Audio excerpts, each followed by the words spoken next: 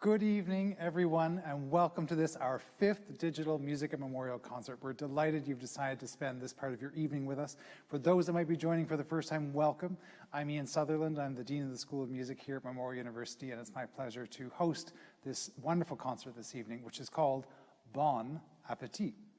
Now, you may be wondering why Bonn. I'll explain that in a moment. But the concert this evening is, of course, brought to you by Duo Concertante, and I'll also introduce them in a moment. But before I do all that, I want to, of course, as we do at all music and memorial events, provide a land acknowledgement. So we respectfully acknowledge the territory in which we gather as the ancestral homelands of the Beothuk, and the island of Newfoundland as the ancestral homelands of the Mi'kmaq Beothuk. We also want to recognize the Inuit of Nunatsiavut and Nunatukavut and the Innu of Tsiinin and their ancestors as the original people of Labrador. We strive for respectful relationships with all the peoples of this province as we search for collective healing and true reconciliation and honor this beautiful land together. So this evening we've got Bonn Appetit, as I said, featuring pianist Timothy Steeves, violinist Nancy Dawn, better known, of course, as Duo Concertante. Now, Bonn Appetit is not a misspelling of the French Bon Appetit. It refers to Bonn, the city of Bonn, Germany, which, of course, as many of you will probably know, is the birthplace of one Ludwig van Beethoven. And this year, Beethoven happens to be 250 years old. He was born in 1770 in Bonn, Germany. So this evening's concert, brought to you by Duo Concertante, is a celebration or an honor of Beethoven's 250th birthday, and we're glad you've joined us for that. Now, I can't think of a better group, actually, to prepare and present a concert about and for Beethoven, because Duo Concertante has their roots really in Beethoven. The name, I don't know if any of you have ever wondered, but the name Duo Concertante actually comes from an inscription on the Kreutzer Sonata, which you'll actually hear tonight, which Beethoven marked in stilo molto concertante. In English, that basically translates to with great duo energy, with great consort playing, togetherness, where both parts, both the piano and the violin, are of equal importance and equal weight and equal dynamism. And way back when Duo Concertante formed, about 20 years ago, they took their name, Concertante, from the Kreutzer Sonata, that inscription, in stilo molto concertante. And you'll actually get to hear that work, as I said, this evening as part of the concert. And indeed, Nancy and Tim are very well known for their consort playing, their integrated playing. Gramophone, in a review, said that they are so deeply integrated that it feels like the music is being created on the spot. The Wiener Zeitung, the Vienna Times, which of course was the city where Beethoven spent most of his working life, wrote of Duo Concertante that they are full of passion, energy, excitement, and they are inspiring. So they've won accolades all over the world, and indeed as performers, they performed more than 600 concerts over the last 20 years. In some of the most prestigious concert halls, such as the Wigmore Hall in London, the Weill Concert Hall of Carnegie Hall in New York City, Beijing's Forbidden City Concert Hall. Of course, here in Canada, they've performed at the National Arts Centre, they performed at the Roy Thompson Hall, and many other places across the country and around the world. They've recorded 12 albums, their most recent works of Schubert. They've also recorded earlier in their career, in 2013, I think it was, of all the Beethoven violin and piano sonatas. So they're very steeped in this classical repertoire. But not only the classical repertoire, a hallmark of Nancy and Tim's career has been the creation of new works. So they've commissioned no less than 65 new works by Canadian composers. They've commissioned those works, premiered those works, and also recorded those works. It's an incredible body of Canadian music that has been brought forwards by the work of Duo Concertante, obviously in collaboration with a number of composers. They've also been recognized by many accolades. I won't go through all of them, but they've been recognized by the Junos, the East Coast Music Awards. They are members of the Royal Society of Canada here at Memorial University, where, of course, they are faculty members. They are recipients of the President's Award for Outstanding Research, and they also hold the highest level of professorship that Memorial University offers. About 4 years ago, they were elevated to University Research Professor. So we're very, very proud of these two faculty members. Their work not only extends to the concert halls and to the classrooms and so on of the university, but also into the community and to cultural entrepreneurship, really. So they're also very well known and well regarded, and we're very thankful for them as the founders and artistic directors, still artistic directors, of the International Tuckmore Chamber Festival, which this year celebrated its 20th anniversary. It's an incredible, incredible story of success with the Tuckmore Festival. So with all that, I hope that gives you an overview if you weren't familiar with Duo Concertante before. We'll go to the concert now, and I hope you enjoy Beethoven's 250th birthday, brought to you by Duo Concertante, violinist Nancy Dawn, pianist Timothy Steeves, with their concert, Bonn Appetit.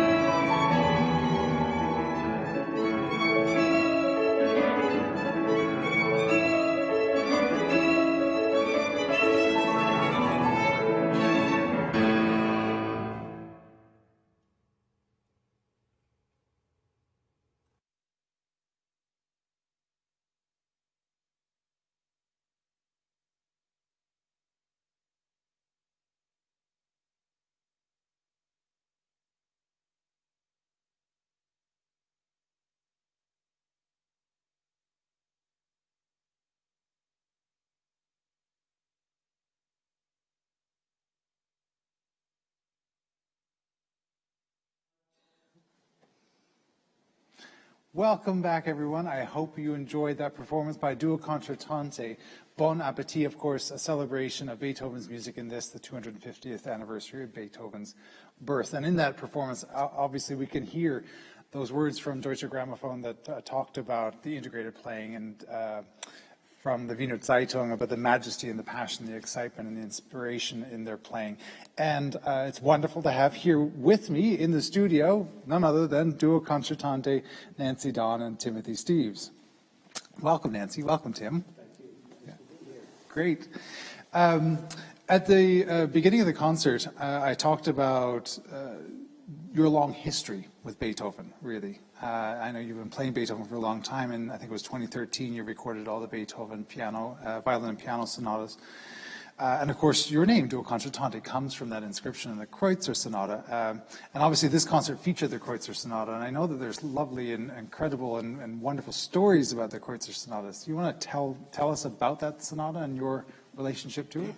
Sure. So I'll start by talking a bit about the sonata itself and the history there. There's quite an interesting story. It's called the Kreutzer Sonata, but it actually really should have been called the Bridge Tower Sonata. So in Beethoven's time, there was a wonderful biracial violinist named George Bridgetower. Like Beethoven, he had a sort of tyrant father, musician father, and who sort of abused their sons. Bridgetower and Beethoven shared that in common. And actually in 1803, Bridgetower came to Vienna to play, and Beethoven heard him play. They became fast friends. They caroused in the bars together. Like all musicians do. Yeah. And Beethoven was really inspired by his playing. Apparently it was really flashy, but also filled with melancholy, really heroic style, and you can really hear that in the piece, the huge contrast and huge personality that was in his playing. So Beethoven wrote this sonata for him. He had actually written the last movement beforehand and had that kind of just hanging around, and decided to write two movements to precede that with Bridgetower in mind. So he writes this grand masterpiece, and Beethoven at this point was 32 years old, and Bridgetower was 24, and they premiered the piece together. And apparently, wow, it was something else. It was really fantastic. Both of them still in there. Beethoven's still a great virtuoso on the piano. But anyway, then apparently the story goes Bridgetower insulted a lady friend of Beethoven, and Beethoven, who had dedicated the sonata to Bridgetower, tore it up. They had a huge falling out, and he instead dedicated it to Rudolf Kreutzer, who was a leading pedagogue in Paris at the time. Beethoven never met him, but he was famous as a violin teacher. And Kreutzer said the piece was inexplicably unintelligible, and he never played it, ever. And wow. Bridgetower, meanwhile, went to have a very big career in his lifetime. His patron was the Prince of Wales in London, and he actually made music with Haydn. He studied with the famous violinist Viotti. So he was a hugely influential and important figure in the day who's just slipped out of history because of who controls the narrative of history. So I just thought I would share that story because it's fascinating, and his personality is in the piece, unquestionably. So Bridgetower is based in London. He was based in London. Yeah, his patron was the Prince of Wales in London, yes. Fascinating. And Tim, what are your favorite aspects of the Bridgetower Sonata? Well, I mean, it's a fascinating piece because Beethoven played it, and of course, so there's the challenge. There's a fascinating story about Liszt playing this sonata, but Nancy never lets me tell it. But now that I've... Is it safe for audiences? It's very safe. Okay, go ahead. It's very safe, and we'll be on tour playing the Kreutzer, and I mean this story about Bridgetower is, of course, very important to be told, and so we tell that story, and then I always say, well, can I tell my Liszt story? And it never made. But this evening, I think I will tell my Liszt story. So Liszt was in Paris. Just so you know, I'm getting the evil eye from Nancy right now. Well, I don't know what's coming. Okay. Liszt was He in never gets to tell it. Liszt was in Paris playing the Kreutzer Sonata with a professor at the Conservatoire, supposedly a lot older than Liszt. And Liszt had just played the week before this. It's long been lost. It was a fantasy on Robert le Diable that he'd just written. And I don't think it's lost, but it's never played. Yes, and it was a huge success. So Liszt goes to the Conservatoire to play the Kreutzer Sonata, and the two gentlemen walk on stage, and they sit down. They're just about to play, and from the back of the hall, someone just whispers ever so loud enough that Liszt can hear, Robert le Diable. So Liszt, of course, stands up and takes the opportunity, and he asks the violinist to leave the stage, and he performs Robert le Diable to a huge crowd of cheering and ovations. And then the poor violinist comes back on afterwards, and they play the Kreutzer Sonata. So that's my favorite Kreutzer Sonata story. Are you going to Wonder do that why. to Nancy? Yeah. No. I think he wants to live that out in real life with me sometime. I don't know if I want to play the Robert le Diable fantasy, but anyway, Yeah. it's a funny story. And then in terms of our personal history with this sonata, which, I mean, we have played it for a number of years, quite a number, in fact. So when I first came to Memorial, I was here about a year, and then a piano opening came up, and Tim applied for the position. I was actually on his search committee. I really liked his playing. I remember phoning him in Germany over the summer before he was to move to Newfoundland and saying, would you play a recital with me? And what do you think about learning the Kreutzer Sonata? I mean, I was pretty clueless about how hard that piece was. But what the heck, you know? Beethoven did right at the beginning in Suo molto concertante, meaning the piano part is just as hard as the violin part. Right? Well, yeah. I mean, Maybe harder. Oh, no, I mean, before that, it was always the piano parts that were harder, actually. The violin was always obbligato and, you know, sort of a little icing on the cake kind of thing, right? But this piece is certainly, they're equal. Yeah. Definitely. Yeah. So he said yes. Oh, said yeah, yes. definitely. I Yeah. started practicing right away. Yeah. So that's quite a number of years you've been playing this sonata. How has that grown or changed in your repertoire and your performances, and indeed your recording? It's a huge mountain to climb every time you play it. I mean, in some ways, I mean, you have to just keep performing it because it is terrifying. It's, but the piece also just requires you to be brave too. It just has that in it. I don't know. It's not any great piece. You don't ever feel like you sort of know how it should go completely. It's always a journey, right? Every single time. So, yeah. I don't know. We just do our best each time and see what happens. And you've, of course, recorded all the Beethoven violin and piano sonatas. That one, actually, the Kreutzer, we recorded twice because we did. Not only were we foolish enough to learn it immediately, but we were foolish enough to put it on our first recording in 1998, I believe. It actually turned out pretty well, and we recorded it here in Cook Hall. Yeah. Wow. But and then the subsequent recording, like 13 years later, was pretty different. But Yeah. But also very good.